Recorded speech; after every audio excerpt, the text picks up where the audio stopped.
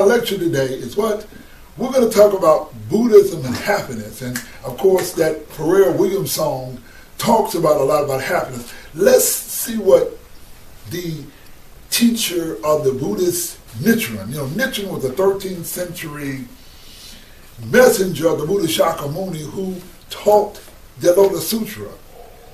And he understood that the highest teachings of the Buddha was in the Lotus Sutra.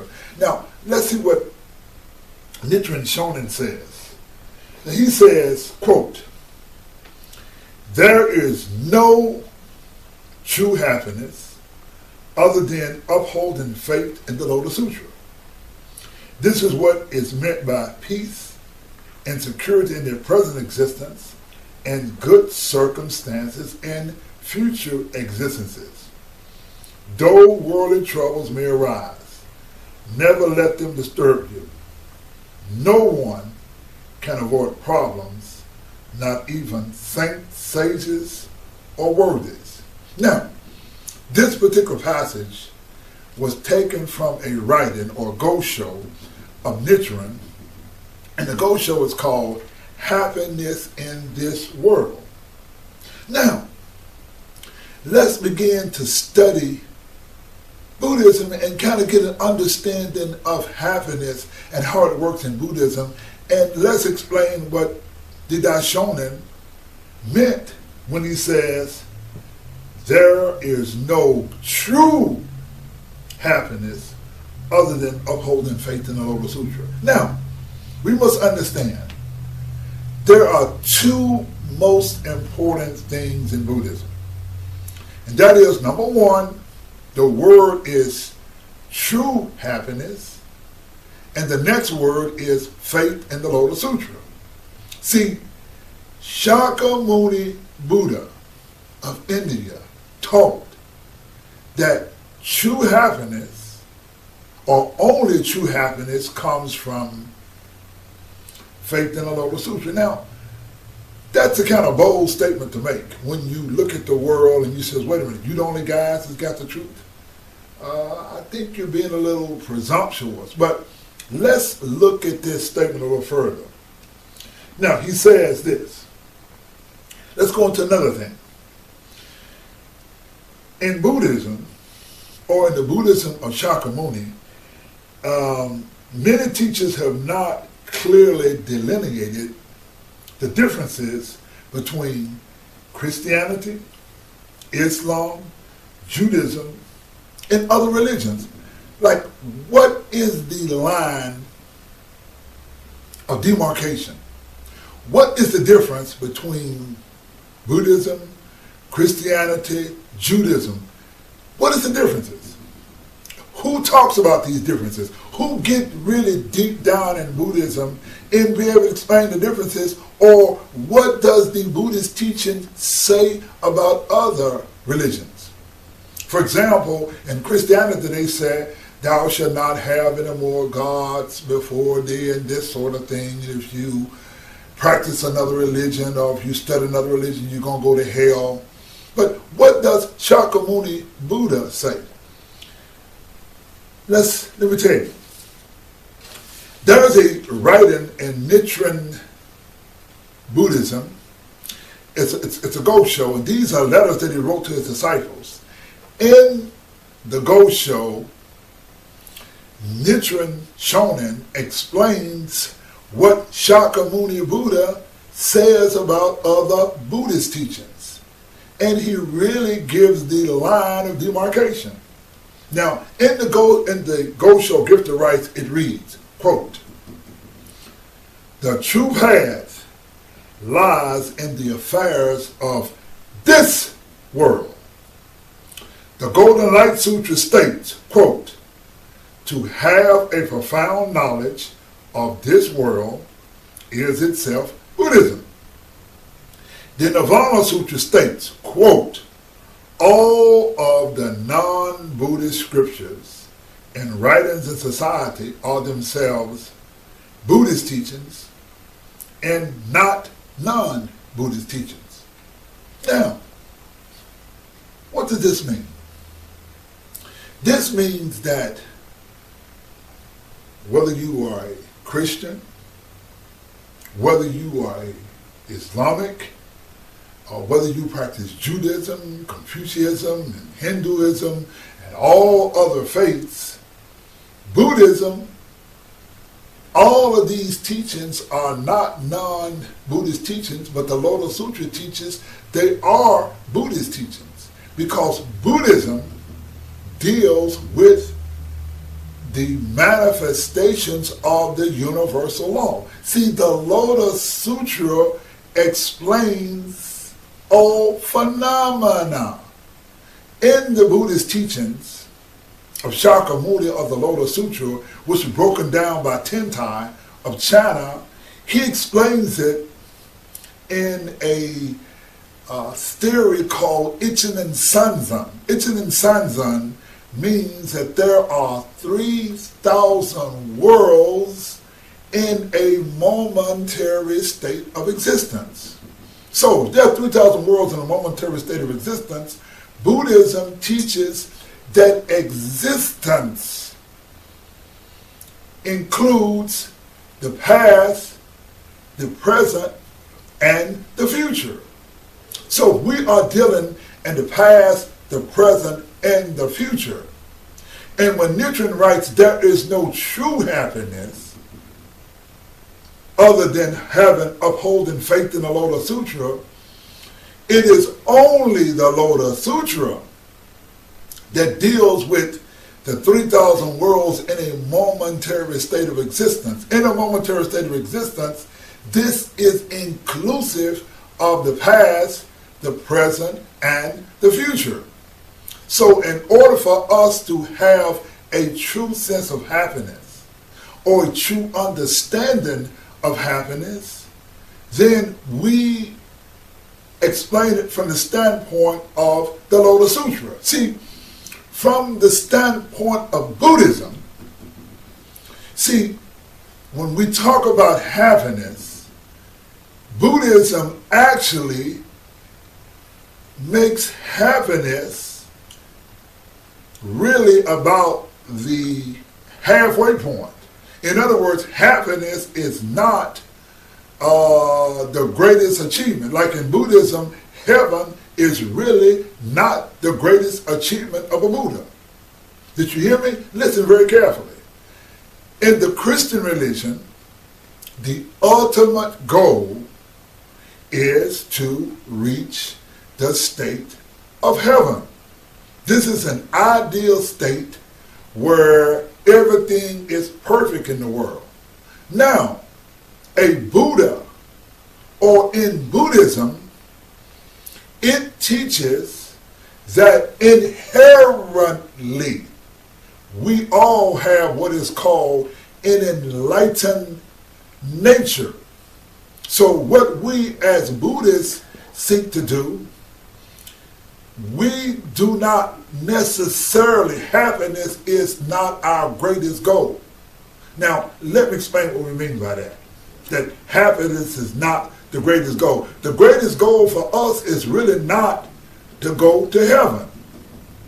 But the greatest goal of a Buddhist is to cultivate one's Buddha nature. What does that mean? We live on this earth. Now, every day that we live on this earth, we can talk about heaven, and some of us know about hell because some of us catch hell every day.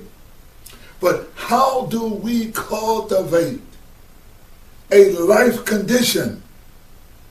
A life condition that teaches us to be happy. Like, for example, let me get the notes here. Let me get back. We get back here. Like, in the song Happiness, Happy, now, he actually gave a Buddhist theory. Now, he says in the song, it's straight out of Buddhism, he says, can't nothing bring me down, my level's too high. Can't nothing bring me down, let me tell you now. Can't nothing bring me down, my level's too high. Can't nothing bring me down. Now, What Pharrell Williams is explaining, he is explaining actually a Buddhist theory. See, when he talks in the song, he says, it might seem crazy what I'm about to say. Sunshine is here. You can take a break. He says, I'm a hot air balloon that can go to space. With the air, I don't care, baby, I'm on the way. He said, clap along if you feel like a room without a roof because I'm happy. Clap along because I feel that happiness is the truth. Clap along if you know what happiness is to you. Clap along if you feel that's what you want to do. Now, there is no difference between those words in the song Happy than what Nichiren Shonin says. He says what? In Buddhism, we have the 3,000 worlds and a momentary state of existence, and the 3,000 worlds or momentary state of existence is now.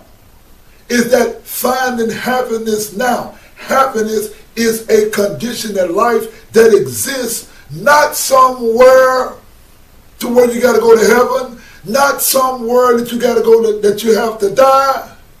But Buddhism teaches you that we develop our enlightened life condition, and with an enlightened life condition, we are able to find happiness within inside ourselves.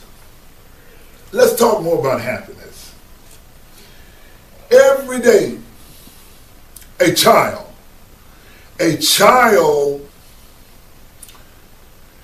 seeks happiness. Every day they're trying to find happiness. And Mama, I want this, and Mama, I want that, and Dad, I need this, and Daddy, I need that. Now, for a child, they seek happiness. But as a parent, you understand that things don't always go your way.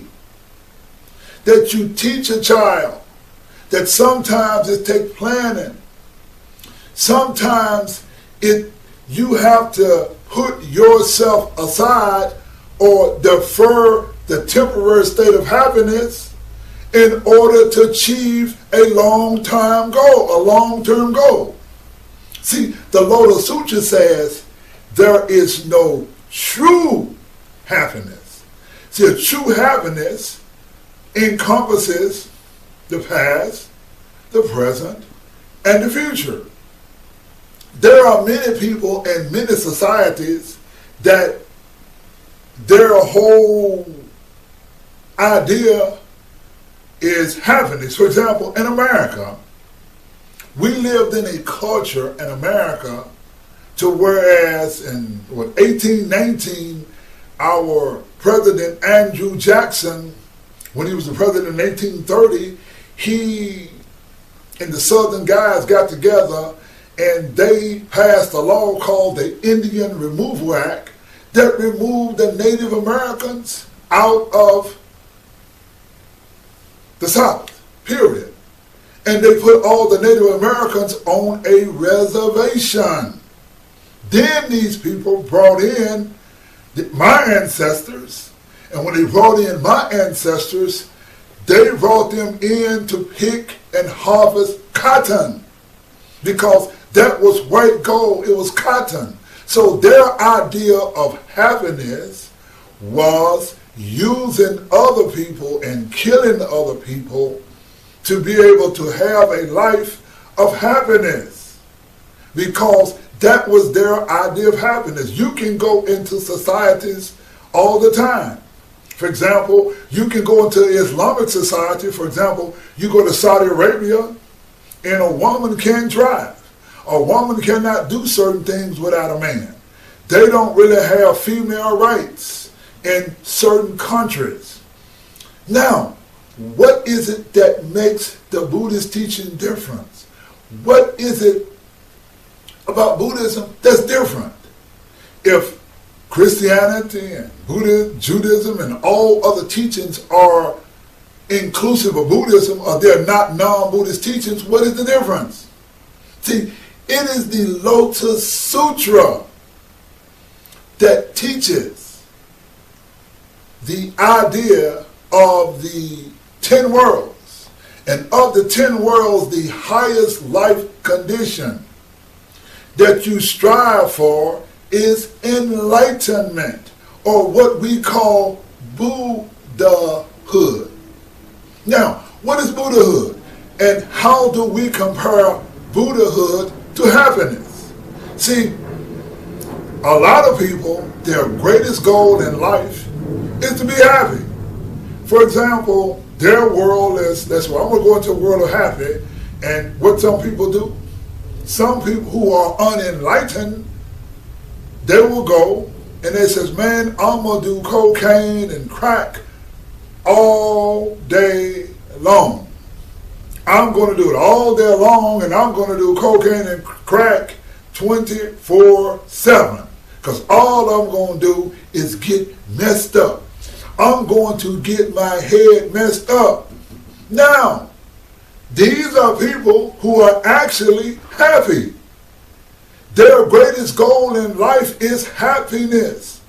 I know some dudes that says, man, all I want to do is get on me some women, and the more women I get, the more happiness I got. And they live a hedonistic lifestyle that their whole life is pursuing happiness. Now, how is it that a Buddha is different? See, the difference between a Buddha or Buddhist or what the Buddhist teachings, it teach you how to bring out your inherent Buddha nature or your inherent enlightened nature. What is your enlightened nature? Your enlightened nature is Buddhahood. Now, in order to bring out this inherent nature, you bring it out through the study of the Lotus Sutra. Now, what is the Lotus Sutra, and why is the Lotus Sutra important? See, the Lotus Sutra is important because the Lotus Sutra is the mind of the Buddha. And the mind of the Buddha, or the mind of a human, or the spirit of a Buddha, is expressed in the voice. We learn the spirit because our spirit comes out. It has to manifest itself in a physical entity. So when you chant Nam Mu Yo Horinge Kyo, that is the sound, or that is the spirit of the Buddha. And when you chant the spirit of the Buddha, then you are changing the environment. When you listen to the song Happy, happy express the spirit. So when you can hear the spirit of another person in the song, then you can be happy because the spirit brings out the spirit within you. So, let me bring this thing to a conclusion here. What is the purpose of the Proud Black Buddhist Association? Like, we are Proud Black Buddhists. What does that mean? It means that we have dedicated ourselves to teach a Buddhism that is inclusive of our culture and of our history. We understand that in order to be able to attract those within the community who have no access to the Buddhist teachings, then we have created what is called a cultural pathway that brings those youth into the Buddhist teachings. Because what is it that our youth need? What is it that our society needs? Our society needs a level of enlightenment. What is the difference? The difference is that we want to become an enlightened society, and The Lotus Sutra is a teachings, not necessarily about happiness, but it is a teachings that deals with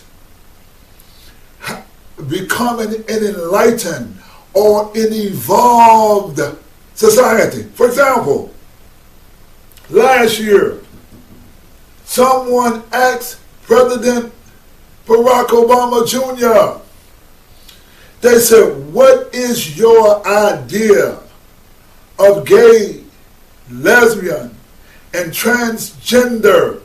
What is your attitude about this? And President Barack Obama actually gave a Buddhist answer. He says, I am evolving.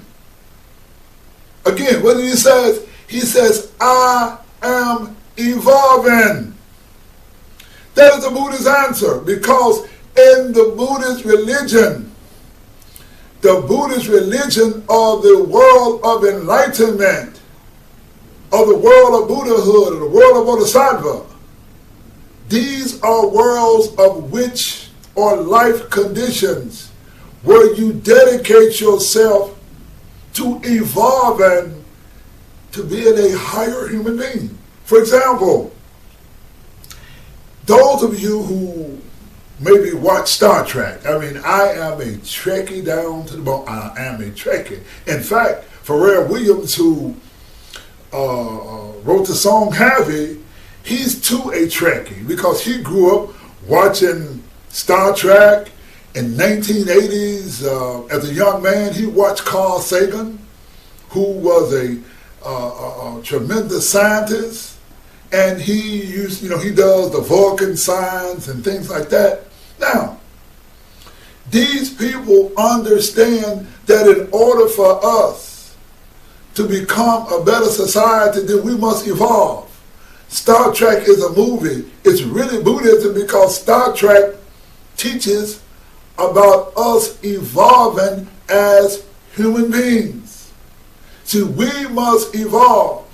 Now, in the Buddhist teachings, there's what? Happiness, which in Buddhism there's what is called the 10 worlds. The 10 worlds, the lowest one is hell, the second is hunger, the third is called animality, the fourth is anger, the fifth is humanity, and the sixth world is heaven, or is happiness.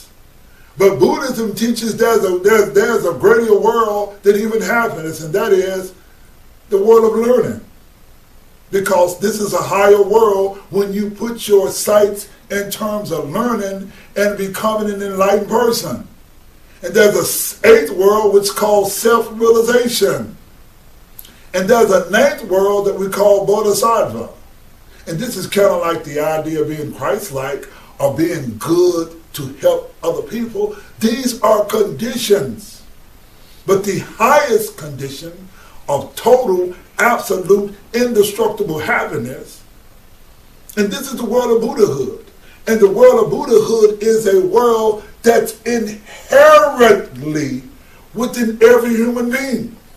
But you tap the world of Buddhahood by tapping into an environment of the Buddha.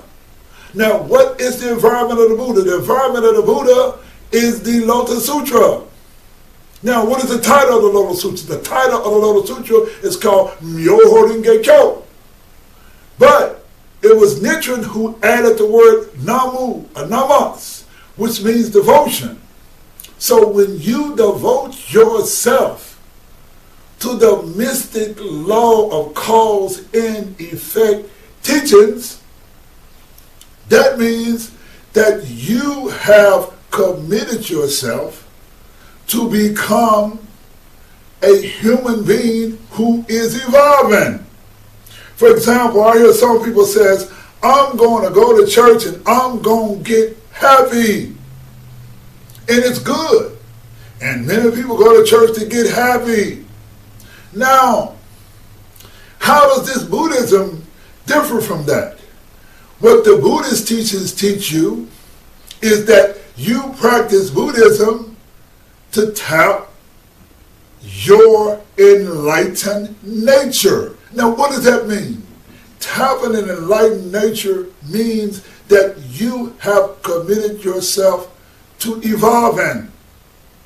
Like President Obama, he is evolving. Dr. Martin Luther King evolved. In fact, let me tell you a story. And Dr. King died right here in Memphis, Tennessee in 1968. And I remember so clearly, many African Americans said, why is he coming here causing so much trouble in the life of Dr. Martin Luther King?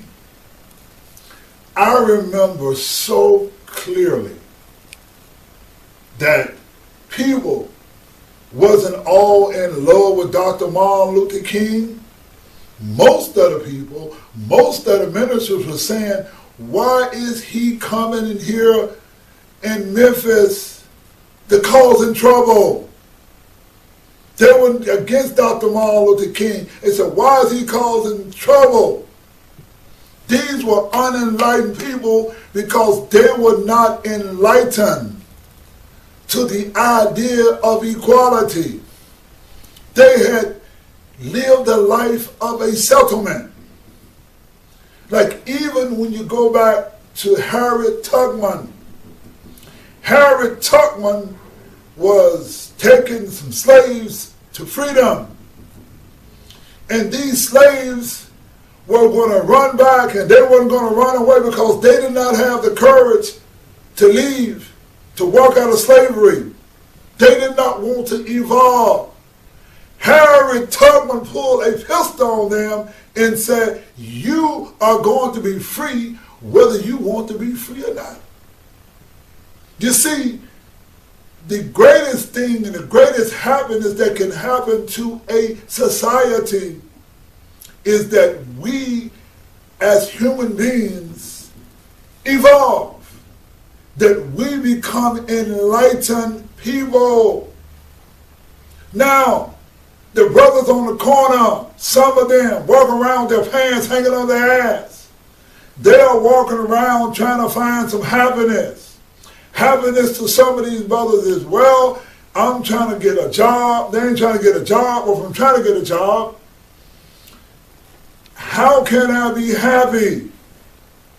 What these brothers need is they need a teachings that will give them an enlightenment, a teaching to where they can evolve to be the best human beings that they can be.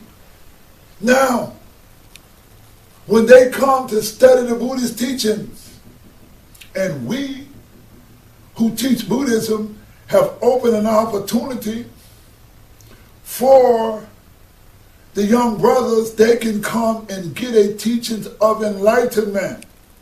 Now, enlightenment is not what you say, happiness all the time, but happiness, or what a Buddha understands, is that you have to sometimes make sacrifices. You have to devote yourself to learning. You have to devote yourself to the skills of being an evolved person. You have to master the law of cause and effect.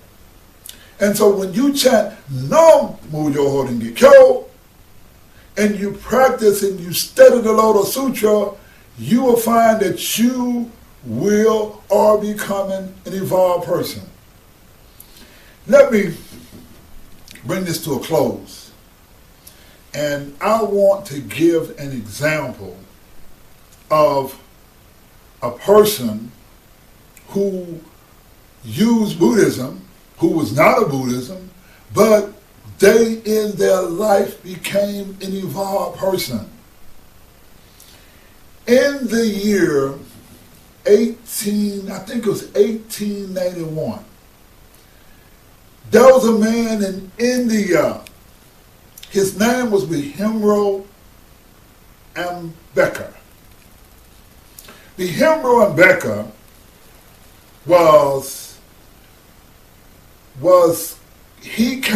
he was what they would call, even though you may not like it, But he was what they would call the nigger in India. See, the nigger was the lowest person who you could be in the society among white people because they called us niggers. Well, in India, see, most of you do not know it, but racism actually began in India over 3,000 years ago, because what happened was there was the Africans of Asia who lived in present-day Pakistan and present-day India, and they had a very high society. And the Aryans who came from the Caucasus Mountains, they got into a big fight. This fight was called the Mahabharata. It's called the Great War. And this war between the Aryans, who were the modern-day whites, and the Africans, this war took place for 1,000 years. Now, at the time of the Buddha, the teachings of the Aryans, they got into power, and they took some of the teachings of Buddhas before Shakyamuni Buddha, and they created a religion called Hinduism. In this religion, they had what is called a sanctified racism. This sanctified racism was called caste. Caste comes from the word vana, which means color. Is that the lighter you are, the higher you are in the caste, like the Brahmins. And the darker you are, the darker you are, the lower you are put in this caste system.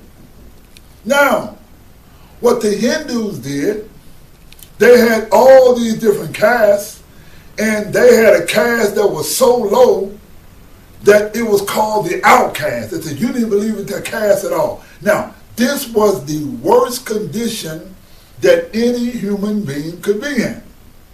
Now, they were called the untouchables, and untouchable meant just that, untouchable. That means that you could not even walk on the shadow of an untouchable. See, this caste system in India was worse than anything that they had in America when it came to slavery, because you could at least, a slave could walk around.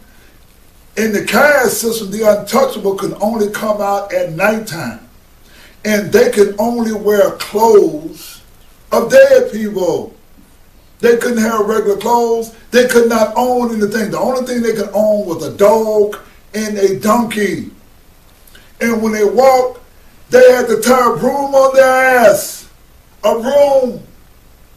And they had to have a cup where they spit, because their spit was considered unsanitary.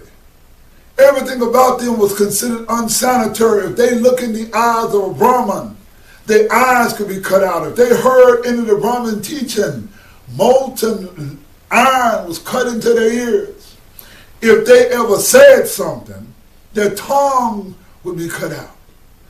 They had the most worst inhumanity against human beings in all of society, and this happened for thousands and thousands of years in India, and they hated these people. In fact, Buddhism emerged as a protest religion, protesting the racism. Now, let me go back to 1891. In 1891, there was a young untouchable. His name was Rahimro Ambedkar. At 9 years old in 1900, Dr. Ambedkar, he was not Dr. Ambedkar at the time, Rahimro Ambedkar went to a school, Dr. and Ambedkar, they would not even let him study. He couldn't come into school. They made him sit in the back, and he could not sit in a chair. He had to bring bags and sacks to sit on. He could not drink the water because even drinking the water was polluting. And all of this, his life, this young man caught the hell that you could ever see in your life because he was discriminated against. But Dr. Mbeka absorbed himself into education. And he studied and studied and studied. And by the time he got to graduate, I think it was the king of Burundi, I think, who had offered him a scholarship. And so instead of going to school in London, he chose to go to school in America. And when he got to America, he found America to be a land of opportunity. And he studied social science and he studied law. And then he eventually went to London and he studied law. And this man raised himself up. He became what is called an enlightened human being. He was not a Buddhist at the time, but he had developed a sense of enlightenment. He wrote over 50 books. And he studied Buddhism. And now, he's born in 1891, I believe.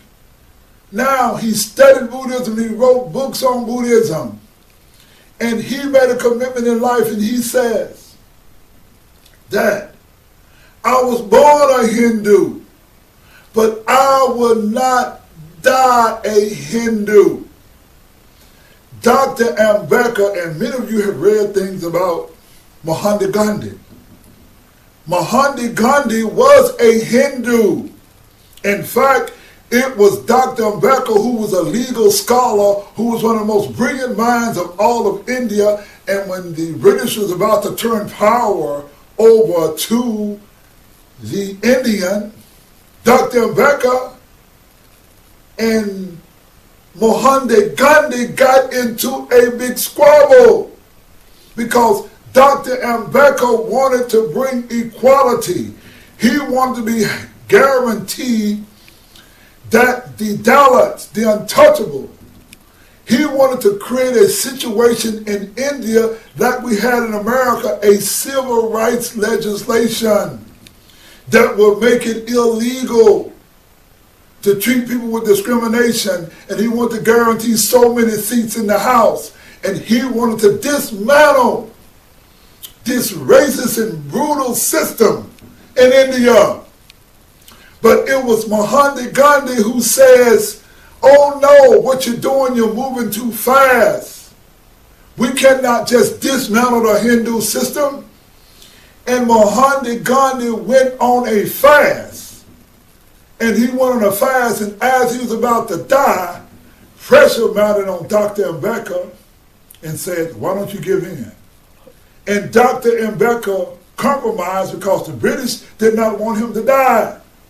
To this very day, Mahatma Gandhi, they don't like to call him Mahatma a great man because they understood that he was a guy that set the Dalits. Now they call them Dalits, they call them Nagas, they call them Chandelas, they call them slum dogs. There were different names, but they all were the same. They were the class in India who was treated poorly. Now, Dr. Mbeka, by him being the brilliant scholar that he was the man who eventually wrote the Constitution of India. And in that Constitution, he made it illegal to discriminate. He, as a young man, he challenged the Hindu system. He challenged the current thinking. And he fought against oppression. And before his death, and he died in 1956, he says, I was born a Hindu, but I won't die a Hindu. And what Dr. Mbeka did was he publicly converted to the Buddhist faith. But not only did he publicly convert to the Buddhist faith, but he wrote a Buddhist book, and he studied the Buddhism. It was Dr. Ambedkar who understood the Hindu religion. He wrote many, many books, scholarly records about the Buddhist, about the Hindu faith, and how this religion discriminated, and how this was an evil religion, and that it discriminated against one group of people. It was Dr. Ambedkar who wrote the book on Buddhism, who wrote that the Buddha was the indigenous people of the day. It's Dr. Ambedkar, who is the Buddhist scholar, who went in the Indian language, and he could study the books, and he corrected all the ills about Buddhism. For example, in the SGI, it's called the Soka Gakkai International. Daisaki Kato wrote that the Buddha was Aryan. But it was Dr. Bhimrao Ambedkar who wrote that the Buddha was a Dalit. He was from the indigenous people. He corrected the ills of Buddhism. Whereas in Japan, they extricated all of the blackness out of Buddhism. But it was Dr. Ambedkar in his Buddhism that actually corrected this. Now, Dr. Ambedkar was an individual who evolved. And when he died in 1956, he left a legacy because he was the man that brought Buddhism back to India. But not only did he bring Buddhism back to India, he left an example of what it means to be an enlightened person. And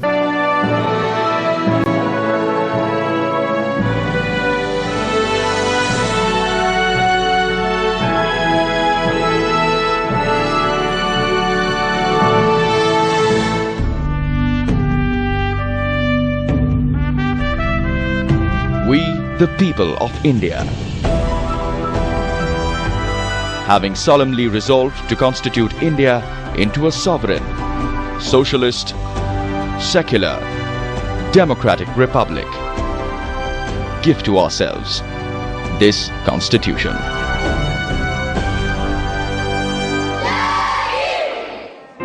The preamble to the Constitution of India is something every school-going child knows by heart. 85 words that define the spirit of our democracy, every word very carefully chosen by the nation's first law minister, Bhimrao Ambedkar.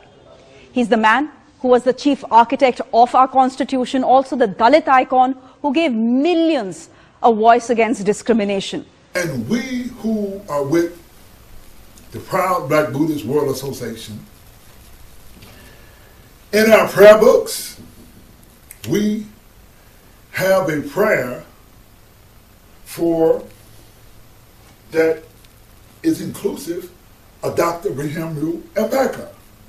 While the Javanese in their religion do not have prayers inclusive of African leaders or great bodhisattvas like Dr. Bhimrao Ambedkar, we were able to bring these type of thinking and this type of enlightenment into it. So, when you hear the song, Happy, and you hear that soul clap, you can say, wow, you know, here's a happiness. This is something that's great. And the people at the proud Black Buddhist World Association want to include this sort of thing of bringing an enlightened nature to our society. Thank you very much.